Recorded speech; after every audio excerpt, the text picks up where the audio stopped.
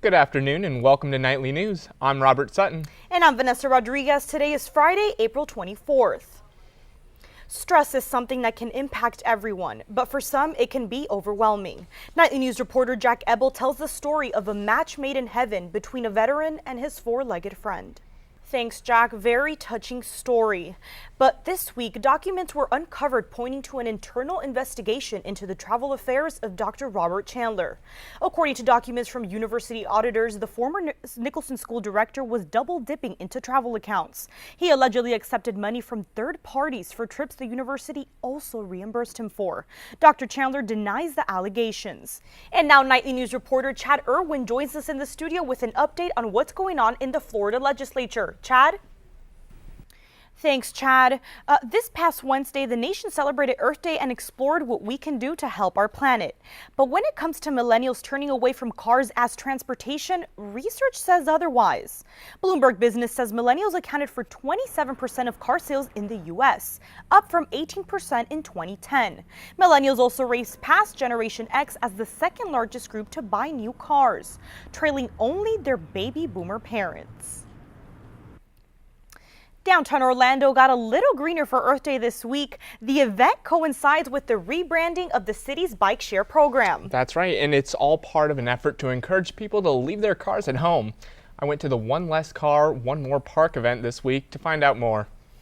And later on during Night Chat, Natalie Pellicetti and Tom Ebel will have more stories about Orlando's growing green lifestyle.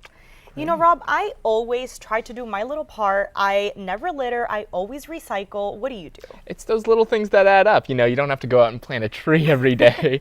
I tell you, I really enjoyed seeing the businesses and artists in the community coming out and showing what they do to get a little more green at the event this week. Speaking of which, it was hot out there. It's been hot all week. Exactly, and hopefully it'll be a little nicer this weekend. I hope so. Let's see. De'Ara Bradley is live outside the studio with an update on our current conditions. De'Ara, how's it looking out there? Last night, the SGA Senate elected its new leadership for the 2015-2016 academic term. The Student Senate elected Megan Kircher to succeed Kate Sona as the Speaker of the Senate, and Alana Folk to succeed Sarah Gomez as the President pro tempore. The Senate manages an $18.9 million budget made up of student fees. 61 student senators across all colleges make up the governing body. One change coming to campus next fall, UCF will launch its first inclusive education program. Nightly News reporter Maria Laporta looked into what that means for intellectually disabled students.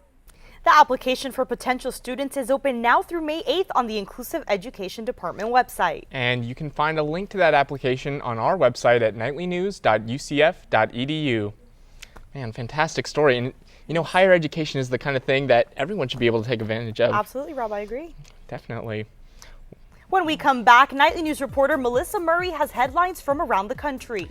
And De'Ara Bradley has your full forecast. She'll tell you what you can expect for your finals week.